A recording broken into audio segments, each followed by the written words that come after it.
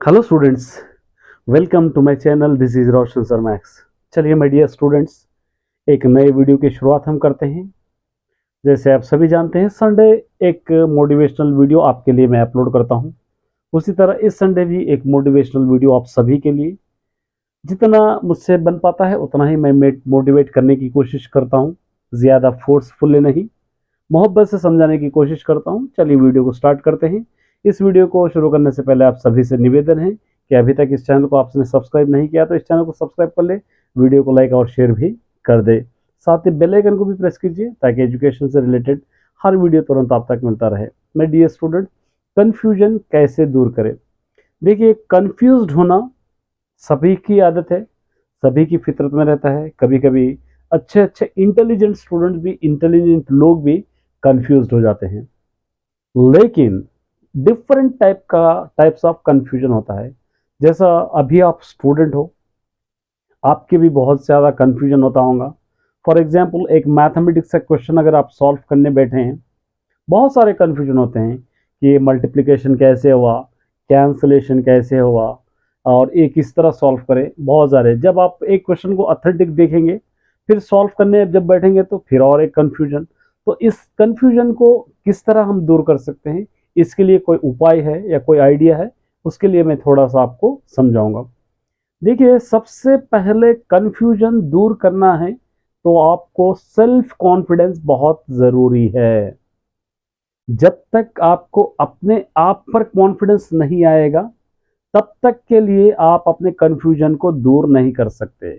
हाँ, ये क्वेश्चन मैं कर पाता हूँ, हाँ ये आंसर मैं याद कर पाता हूँ, हाँ इस क्वेश्चन को मैं प्रॉपरली सॉल्व कर सकता हूँ, ये कॉन्फिडेंस आप में होना है। ये first point. Second point, practice से ज़्यादा आपका कॉन्फिडेंस बढ़ेगा। प्रैक्टिस से आप अपने कंफ्यूजन को दूर कर सकते हो। जितना ज़्यादा बार उस आंसर्स को या उस क्वेश्चन को जितनी ज़्यादा बार आप प्रैक्टिस करें, जितनी ज़्यादा बार लिखे, उतना ही आपका कन्फ्यूजन दूर दूर होता चले जाएगा। देखिए, कन्फ्यूजन आप 100% भी आप पढ़ेंगे, सोचेंगे कि मैंने कंप्लीटली पढ़ लिया है, फिर भी आपको कन्फ्यूजन रहेगा।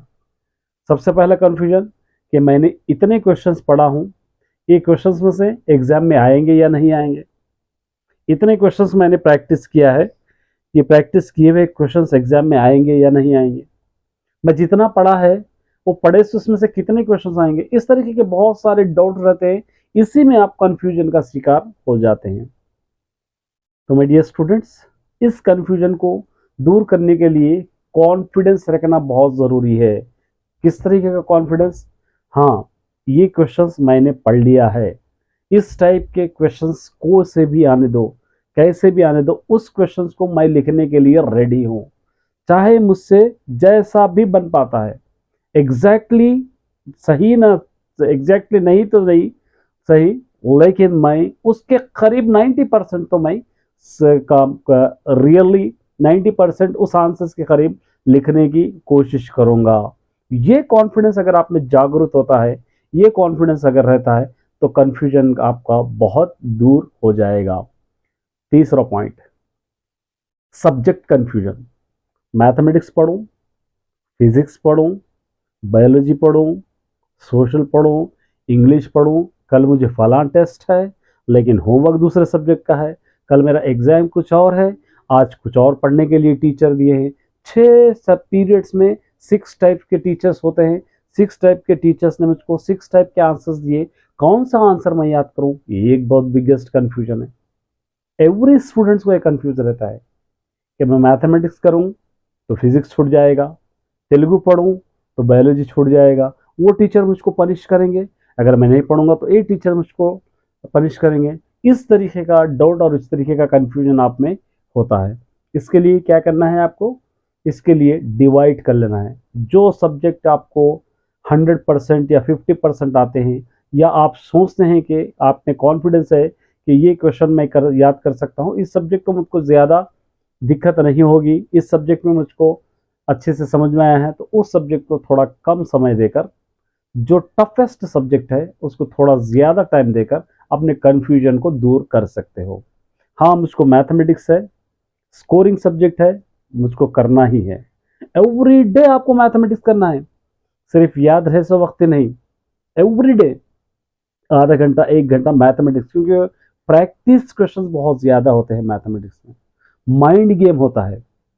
इसीलिए मैथमेटिक्स, फिजिक्स ये आपको स्कोरिंग सब्जेक्ट है, इसके लिए आपको एवरी डे प्रैक्टिस करना है, एवरी डे सॉल्व करना है। दूसरा सब्जेक्ट है, आप दूसरे सब्जेक्ट को कम समय दे सकते हैं, आपको ज़रूरत पड़ने पर आप याद कर सकते हैं, लेकिन मैथमेटिक्स को एवरी डे प्रैक्टिस करना है। एवरी डे अगर प्रैक्टिस करेंगे तो ही आप अपने स्कोर के करीब जा पाएंगे। तो बहुत बिगेस्ट कंफ्यूजन होता है मैथमेटिक्स में, कौन सा चैप्टर में करूं, कौन सा चैप्टर में से ज़्यादा क्वेश्चंस आएंगे। देखिए, क्वेश्चंस कहाँ से आएंगे, किस चैप्टर में से आएंगे, किस लेसन में से ज़्यादा आएंगे, ये छोड़ दीजिए। आप जस्ट सिंपली अपना वर्क कीजिए, सिंपली अपनी पढ़ाई कीजिए। आप बाद में देखा जाएगा कौन से आंसर्स आएंगे, कौन से नहीं आएंगे। देखिए, इसलिए मैं हमेशा एक बात आपको समझाता हूं कि कॉन्फिडेंस से पढ़ना चाहिए, कॉन्सेप्ट वाइज पढ़ना चाहिए, लेसन को अंडरस्टैंड करके पढ़ना चाहिए। जब अगर आपको लेसन अंडरस्टैंड होगा तो आपको ज़्यादा रटने की, ज़्यादा सोचने की, ज़्यादा कन्फ्यूजन की ज़रूरत नहीं पड़ेगी। तो माय डियर स्टूडेंट, कन्फ्यूजन दूर करना चाहते हैं तो अपने आप में कॉन्फिडेंस लेवल बढ़ाइए, अपना वर्क प्रॉपरली कीजिए, ईमानदारी से कीजिए, सब्जेक्ट को डेडिकेशन के साथ पढ़िए। ये नहीं कि जब एग्जाम्स आएंगे तभी हम पढ़ेंगे, जब S7 होगा तो फिर बुक्स फेंक दिए, फिर अपना काम में लग गए, मोबाइल फ़ोन में लग गए, फेसबुक इंस्टाग्राम में लग गए, यूट्यूब में पिक्चर्स देखने में लग गए, सीरियल्स देखने में लग गए, फंक्शंस में हमारा टाइम बर्बाद कर रहे हैं। ये सारी चीज़ें सेकेंडरी है, ये आपको आगे भी मिलेंगे, लेकिन क्रूशल टाइम 10th क्लास को पास करना है। आप जो भी क्लास है आपकी, 6th है, 7th है, 8th है, 9th है, 10th है, लेकिन 10th क्लास के स्टूडेंट्स के लिए इसलिए ज़्यादा फोकस करते हैं, इसलिए ज़्यादा फोर्स करते हैं क्योंकि वो दूसरे स्कूल को जाकर एग्जाम लिखना होता है। तो माय डियर स्टूडेंट्स, आप मेहनत कीजिए, रिजल्ट फल खुद ब खुद मिल जाएगा। आप मेहनत नहीं कर रहे, हथियार डाल रहे हैं, आपको सब्जेक्ट पे कमांड नहीं है, सब्जेक्ट पे ग्रिप नहीं है, जस्ट एग्जाम्स के वक्त उसकी तैयारी कर रहे हैं, बाद में उसकी तैयारी को भूल जा रहे हैं, तो सिर्फ वो थोड़ी देर के लिए आपको याद रहेगा, उसके बाद भूल जाएंगे। जो भी एग्जाम आप लिख रहे हैं, FA1, FA2, FA3, FA4, S7, practice paper, जो भी लिख रहे हैं, आपका टारगेट, आपका एम, आपका फोकस है एनुअल एग्जाम्स। एनुअल एग्जाम्स आए तक आपको सांस नहीं लेना है, मतलब सांस नहीं, रिलैक्स नहीं होना है।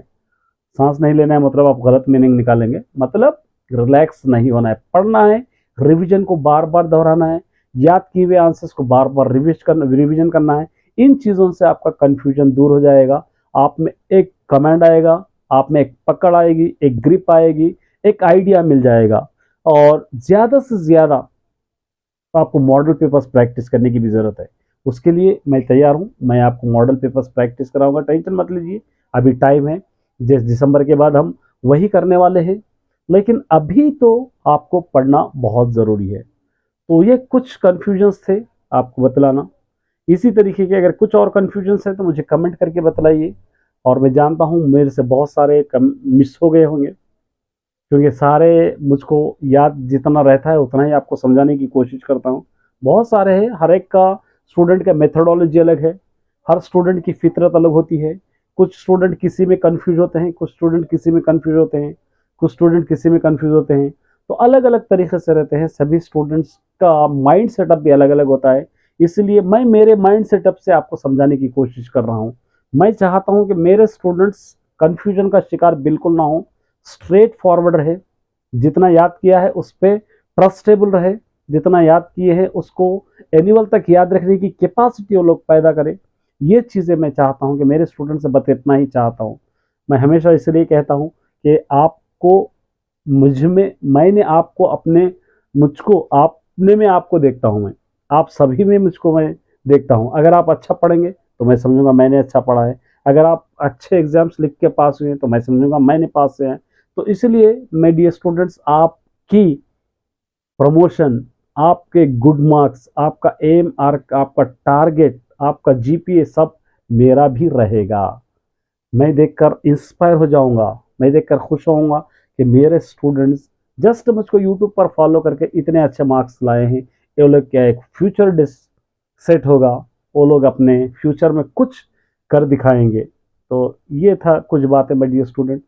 उम्मीद करता हूँ कि आपको अच्छा लगेंगे। हो सकता है कुछ स्टूडेंट्स को मैं सेटिस्फाई नहीं करा सकता, क्योंकि बहुत सारे स्टूडेंट्स कमेंट भी करते रहते हैं कि ऐसा नहीं वैसा नहीं, क्योंकि कोई भी इंसान 100% प्रॉपर नहीं होता है। आप भी जब स्कूल को जाते हैं तो सभी टीचर्स को आप सेटिस्फाई नहीं कर सकते।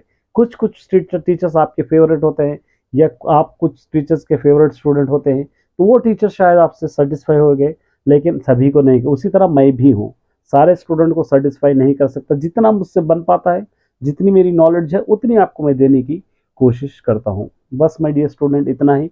उम्मीद कर